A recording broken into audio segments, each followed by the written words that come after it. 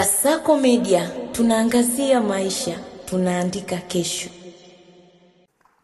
Ndugu washiriki, serikali ya Jamhuri ya Muungano wa Tanzania itaendelea kuimarisha matumizi ya lugha ya Kiswahili ndani na nje ya nchi kupitia elimu, tafiti, uchapishaji, tafsiri, teknolojia za kidigiti na diplomasia ya lugha.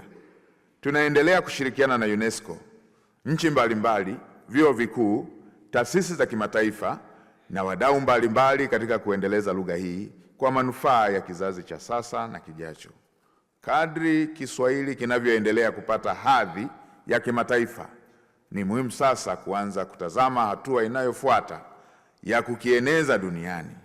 Mataifa mengi yamefanikiwa kueneza lugha na tamaduni zao kupitia vituo vya utamaduni vilivyoanzishwa katika nchi mbalimbali.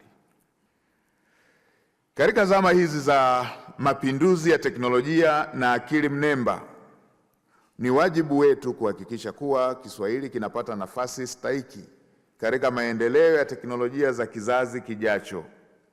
Tunapaswa kuwekeza katika tafsiri za kidigitali, tafsiri za kidijiti, mifumo ya akili mnemba, uchakataji wa lugha asilia na maudhui ya mtandaoni ili kuhakikisha kuwa Kiswahili kinaendelea kuwa lugha hai yenye ushindani na mchango mkubwa katika uchumi wa mataifa duniani. Hatuna budi kuendana na mabadiliko haya, na kama ambavyo Mheshimiwa Rais Daktari Samia Suluhu Hassan, Rais wa Jamhuri ya Muungano wa Tanzania, amekuwa akisema kwamba mabadiliko haya yanayotokea ya teknolojia, hata kama tusingeyapenda, ni lazima tuende nayo kwa sababu hatuna njia mbadala zaidi ya kwenda nayo.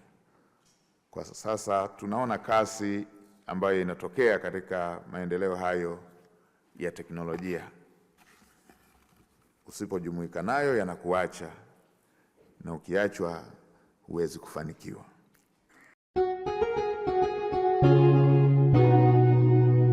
Kasako Media, tunaangazia maisha, tunaandika kesho.